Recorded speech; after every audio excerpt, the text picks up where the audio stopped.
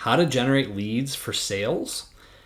So generating leads for sales is identifying the people who have the problem that you solve right now and then starting a conversation using a value offer instead of a pitch.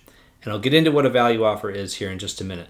But first, it's important to just start with the hand raisers, right? So the job that you have in the very beginning here is not writing a message. It's actually identifying who even has the problem that you solve right now. So instead of trying to pitch your service with a message, we just want to find out who has the problem.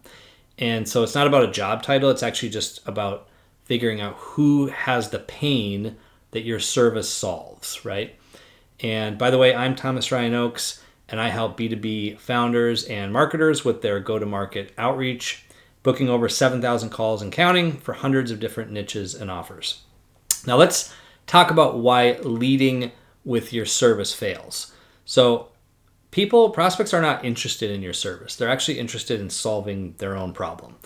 And so your service is usually too far of a jump from where they're standing right now. And an example you could use would be like, let's say that you sell websites. Okay. So the thing is, like, your prospects, they don't really actually want a website. They actually want more clients. And so the important thing here is naming the distance between the pain they feel and the thing you actually charge for. So that's what you want to do in your outreach. And so to kind of bridge that, we use what I call a value offer. And so that's something that starts solving the very real problem that they have right now before you even talk about your service. And so again, if you're selling websites, that might be maybe a traffic audit of their top 3 competitors. Okay, so showing how those competitors get clients from their websites would be something that they'd probably be interested in. And so the key move here is that you're showing them how a website gets clients. You're not pitching them a new website. You see the difference there? So that's really the difference also between a value offer and a lead magnet.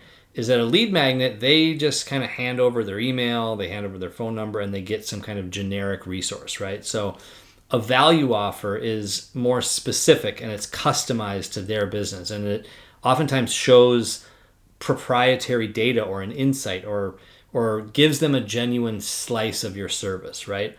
And a call can also be a value offer. So especially when you frame it around what they walk away with after the call, right? So because they're not joining calls to be sold to anymore. It just is very rare.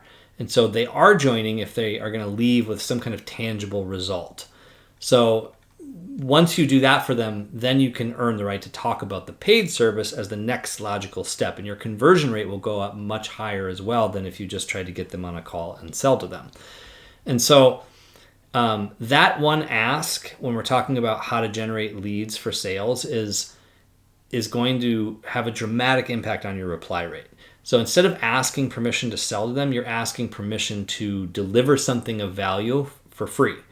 And when we started doing things this way, our positive reply rates went up like 3 to 20x in all of our campaigns, which is really why we built GTM Bud, because it literally creates campaigns that replicates this strategy in one platform. So that's really why we built it.